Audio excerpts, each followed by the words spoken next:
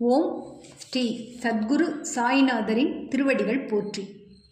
Hi friends, இந்த நாள் உங்கள் அனைவருக்கும் இனிமை மிகுந்த நாளாக அமைந்திட இறைவனை வேண்டி வீடியோவுக்குள் அழைக்கிறேன். நாம் ஸ்ரீ சாயி சச்சரிதம் 12வது அத்தியாயம் சென்ற வீடியோவில் நல்லோரை காத்து கொடியோரை அழிப்பதே தெய்வ அவதாரத்தின் நோக்கம். ஆனால் ஞானிகளின் இறையருள் கட்டளை பணிகளோ முற்றிலும் மாறுபாடானது. அவர்களுக்கு நல்லோரும் தீயோரும் ஒன்றே.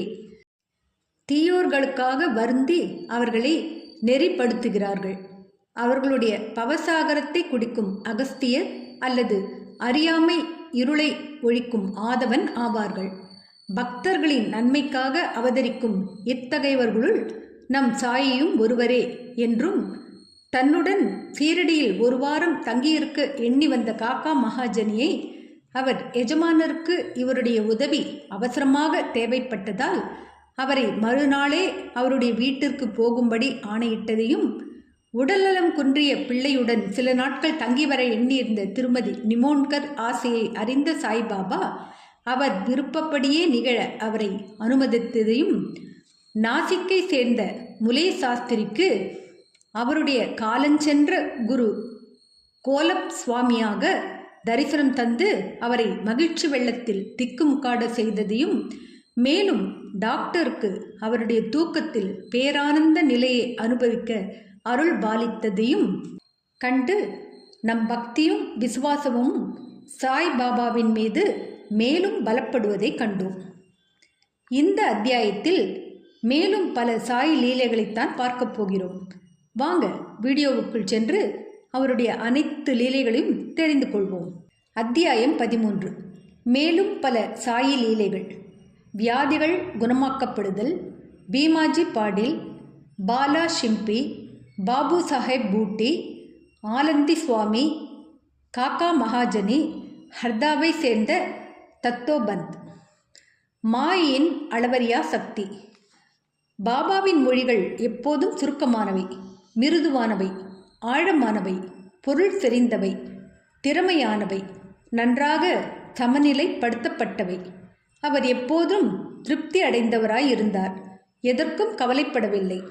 அவர் சொன்னார், நான் ஒரு பக்ரியான போதும் எனக்கு வீடோ மனைவியோ இல்லாதிருப்பினும் எல்லா கவலைகளையும் விட்டொழித்து நான் ஒரே இடத்தில் வசித்தாலும் தடுக்க முடியாத மாயை என்னை அடிக்கடி துரத்துகிறாள்.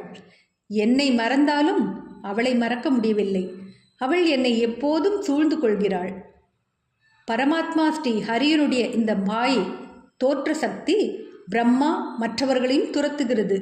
பின் என்னை போன்ற ஏழை பக்கிரியை பற்றி பேச என்ன இருக்கிறது? பரமாத்மாவிடம் சரண் புகுவோர் அவரது அருளால் அவளது பந்தங்களினின்றும் விடுவிக்கப்படுவர். மாயையின் சக்தியை பற்றி இம்மொழிகளால் பாபா பேசினார். கிருஷ்ண பரமாத்மா ஞானிகள் தமது உயிருள்ள ரூபங்கள் என்று பாகவதத்தில் உத்தவருக்கு உபதேசித்திருக்கிறார். பாபா தமது அடிவர்களின் நலனுக்காக யாது கூறியிருக்கிறார் என்பதை கவனியுங்கள். யார் அதிர்ஷ்டசாலியோ, எவருடைய பாவங்கள் ஒழிந்தனவோ அவர்கள் எனது வழிபாட்டை எய்துகிறார்கள். சாயி சாயி என்று எப்போதும் கூறிக்கொண்டிருப்பீர்களானால் நான் உங்களை 7 கடலுக்கு அப்பால் எடுத்துச் செல்வேன். இம்மொழிகளை நம்புங்கள், நீங்கள் நிச்சயம் நன்மையடைவீர்கள். வழிபாட்டின் கூறுகள் 8ஓ 16ஓ எனக்கு தேவையில்லை. எங்கு முழுமையான பக்தி இருக்கிறதோ அங்கு நான் அமர்கிறேன். தம்மைத்தாமே முழுவதுமாக சரணடைவோர்களின் தோழரான சாயி அவர்களின் நன்மைக்காக என்ன செய்தார் என்பதை தற்போது படியுங்கள். பீமாஜி பாடில். புனே ஜில்லா ஜுன்னூர் தாலுக்கா நாராயண் காவனை சேர்ந்த பீமாஜி பாடில் என்பவர் பல வியாதிகளாலும் நெடுநாள் நெஞ்சு வலியாலும் துன்பப்பட்டார். முடிவில் அது க்ஷயரோகமாக மாறியது. அவர் எல்லாவித சிகிச்சைகளும் முயன்று ஒரு பிரயோஜனமும் இல்லை. எல்லா நம்பிக்கையும் இழந்து முடிவாக கடவுளை நோக்கி அவர் வேண்டிக் கொண்டார். ஓ நாராயணமூர்த்தியே, இப்போது என்னை குணப்படுத்தும். சூழ்நிலைகள் எல்லாம் நன்றாய் இருக்கையில் நாம் கடவுளை நினைப்பதில்லை. கேடும் துரதிர்ஷ்டமும் நம்மை தாக்கும்போது நாம் அவரை நினைக்கிறோம். எனவே பீமாஜி இப்போது கடவுளை நோக்கி திரும்பினார். இவ்விஷயத்தில் பாபாவின் பெரும் அடியவரான நானா சாஹேப் சந்தோர்கரை கலந்தாலோசிக்க அவருக்கு தோன்றியது. தனது துன்பம் அனைத்தையும் கூறி அவருக்கு ஒரு கடிதம் எழுதி அவருடைய கருத்தை தெரிவிக்க கேட்டிருந்தார்.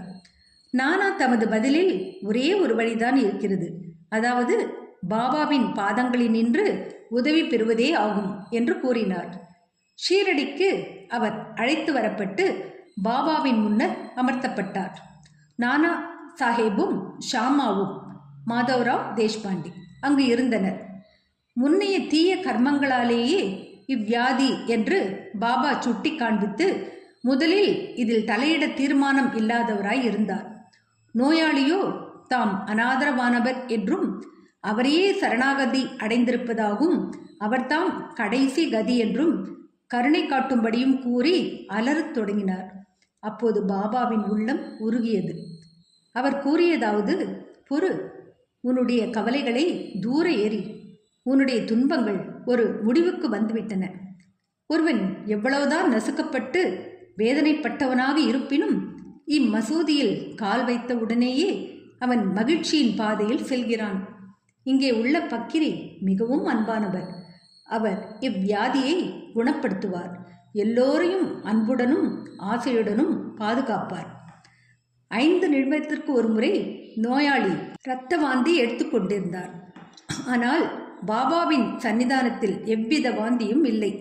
நம்பிக்கையும் கருணையும் கொண்ட மொழிகளை பாபா உதிர்த்த அத்தருணத்திலிருந்தே வியாதி குணமடையும் நிலைக்கு திரும்பியது. அசௌகரியமும் சுகாதார குறைவும் உள்ள பீம்பாயின் வீட்டில் தங்கும்படி பாபாவால் கேட்கப்பட்டார். ஆனால் பாபாவின் உத்தரவுக்கு கீழ்ப்படிய வேண்டும். அவர் அங்கு தங்கி இருக்கையில் பாபா அவரை 2 கனவுகள் மூலம் குணப்படுத்தினார். முதல் கனவில் தன்னை ஒரு பையனாகவும் மராட்டி செய்யுள் ஒப்பிக்காததற்காக உபாத்தியாயரின் கடுமையான பிரம்படியை வாங்கி கஷ்டப்படுவதைப் போன்றும் கண்டார். 2வது கனவில் ஒரு கல்லை யாரோ ஒருவர் தனது நெஞ்சின் மீது மேலும் கீழும் உருட்டி கடுமையான வலியையும் வேதனையையும் உண்டாக்குவதாகவும் கண்டார். கனவில் அவர் பட்ட இக்கஷ்டத்துடன் அவரின் சிகிச்சை முடிவடைந்து அவர் வீடு திரும்பினார். பின்னர் அடிக்கடி ஷீரடி வந்து பாபா தனக்கு செய்ததை நன்றியுடன் நினைத்து சாஷ்டாங்கமாக நமஸ்கரித்தார். பாபாவும் நன்றியுள்ள நினைப்பு, மாறாத நம்பிக்கை, பக்தி இவற்றை தவிர வேறெதையும் எதிர்பார்க்கவில்லை. மகாராஷ்டிர மக்கள் 15 தினங்களுக்கு ஒருமுறை தங்களது இல்லங்களில் சத்யநாராயண பூஜையை எப்போதும் செய்கிறார்கள். ஆனால் தனது கிராமத்திற்கு திரும்பிய போது பீமாஜி பாடில் புதிய சத்யசாயி விரத பூஜையை சத்யநாராயண பூஜைக்கு பதிலாக தனது இல்லத்தில் ஆரம்பித்தார். பாலா கண்பத் ஷிம்பி. பாபாவின் மற்றொரு பக்தரான பாலா கண்பத் ஷிம்பி என்பவர் கொடிய விதத்தை சேர்ந்த மலேரியாவினால் மிகவும் கஷ்டப்பட்டார். எல்லாவித மருந்துகளையும் கஷாயங்களையும் உபயோகித்தார். பலனேதும் இல்லை. ஜுரம் சிறிதளவும் குறைந்த பாடில்லை. அவர் ஷீரடிக்கு ஓடி பாபாவின் பாதங்களில் வீழ்ந்தார். பாபா அவருக்கு இவ்விஷயத்தில் ஒரு நூதனமான செயல்முறையை அனுசரிக்க செய்தார். கொஞ்சம் சாதத்தை தயிருடன் கலந்து லக்ஷ்மி கோவிலுக்கு முன்னால் உள்ள கருப்பு நாய்க்கு கொடுக்கும்படி கூறினார். பாலாவுக்கு இதை எங்கனம் நிறைவேற்றுவதென்று புதிராக இருந்தது. ஆனால் அவர் வீட்டிற்கு போனவுடனே தயிரையும் சாதத்தையும் கண்டார். அவை 2ஐயும் கலந்து அக்கலவை லக்ஷ்மி கோவிலுக்கு அருகில் கொணர்ந்தார். அப்போது ஒரு கருப்பு நாய் வாலை ஆட்டிக்கொண்டு நிற்பதை கண்டார். நாயின் முன்னர் தயிருடன் கலந்த சாதத்தை வைத்தார். நாயும் அதை உண்டது. ஆச்சரியமாகவே பாலா கண்பத் ஷிம்பி மலேரியாவிலிருந்து விடுபட்டார். பாபு சாஹேப் பூட்டி. ஸ்ரீமான் பூட்டி ஒருமுறை வாந்தி எடுத்தல், வயிற்றுப்போக்கு முதலியவற்றால் அவதியுற்றார். அவருடைய அலமாரி மருந்து மாத்திரைகளால் நிறைந்து இருந்தது. ஆயினும் அவற்றால் ஒரு பயனும் இல்லை.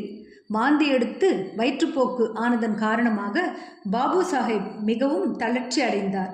எனவே பாபாவின் தரிசனத்திற்காக மசூதிக்கு செல்லக்கூட அவரால் இயலவில்லை. பாபா அப்போது அவரை கூப்பிட்டனுப்பி அவரை தம்முன் உட்கார செய்து, இப்போது கவனி, இனிமேல் நீ வெளியேறக்கூடாது என்று கூறி தமது ஆட்காட்டி விரலை ஆட்டி மேலும் வாந்தி எடுத்தலும் நிற்க வேண்டும் என கூறினார். இப்போது பாபாவின் சொற்களில் உள்ள சக்தியை கவனியுங்கள். 2 வியாதிகளும் ஓடிவிட்டன. பூட்டியும் குணமானார். மற்றொரு முறை காலராவால் அவர் தாக்கப்பட்டு கடினமான தாகத்தால் அல்லலுற்றார். டாக்டர் பிள்ளை எல்லாவித சிகிச்சை முறைகளை கையாண்டும் குணமளிக்க முடியவில்லை. பின்னர் அவர் பாபாவிடம் சென்று தனது தாகத்தை தணித்து தன்னை குணமாக்கும் ஒரு பானத்தை பற்றி கலந்து ஆலோசித்தார். பாபா அவருக்கு சர்க்கரை கலந்த பாலில் வேக வைக்கப்பட்ட கலவை கூழாகிய பாதாம் பருப்பு, வால்நட் பருப்பு, பிஸ்தா பருப்பு இவற்றை சாப்பிடுவதை தேர்ந்து அருளினார். எந்த வைத்தியராலும் இது நிலைமையை மோசப்படுத்தி முடிவுக்கு கொண்டு வந்துவிடும் என்று கருதப்படும். ஆனால் பாபாவின் கட்டளையை அறவே கீழ்ப்படியும் குணத்தால் இவை உட்கொள்ளப்பட்டு அதிசயப்படும் வகையில் குணமாக்கவும் பட்டது. ஆலந்தி சுவாமி. பாபாவின் தரிசனத்தை பெற விரும்பிய ஒரு சாமியார் ஆலந்தியிலிருந்து ஷீரடிக்கு வந்தார். தன் காதிலுள்ள கடுமையான வலியார் அவர் அல்லலுற்றார். அது அவரை தூங்க விடாமல் தடை செய்தது. இதற்காக அவர் ரணச்சிகிச்சை செய்யப்பட்டார். ஆனால் அது அவருக்கு எவ்வித பலனையும் அளிக்கவில்லை. இவ்வலி மிகவும் கடினமானதாய் இருந்தது. அவருக்கு என்ன செய்வதென்றே தெரியவில்லை. அவர் திரும்பிச் செல்லும்போது பாபாவின் அனுமதியை பெற வந்தார். அப்போது ஷாமா சுவாமிகளின் காது வலிக்கு ஏதாவது செய்யுமாறு பாபாவை வேண்டினார். அல்லாஹ் அச்சா கரேகி என்று கூறி தேற்றினார்.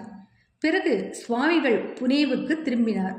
ஒரு வாரம் கழித்து ஷீரடிக்கு கடிதம் ஒன்று அனுப்பியிருந்தார்.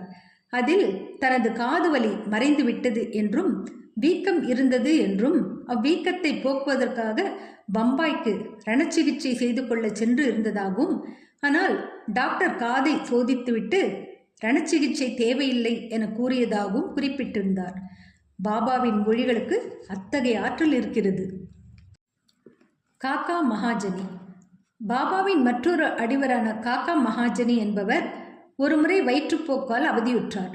பாபாவுக்கு தனது சேவை தடைபடாமல் இருக்க ஒரு மூலையில் பானையில் தண்ணீரை வைத்துவிட்டு பாபா கூப்பிடும் போதெல்லாம் செல்வார். சாய்பாபா அனைத்தையும் அறிந்தவராயிருப்பதால் தனது வியாதியையும் அவர் சீக்கிரம் குணப்படுத்துவார் என்று எண்ணிய காக்கா அதை பற்றி எதையுமே பாபாவிடம் தெரிவிக்கவில்லை. மசூதிக்கு முன்னால் கட்டப்பட்டிருக்கும் தாழ்வாரத்தின் வேலை பாபாவால் அனுமதி அளிக்கப்பட்டுவிட்டது.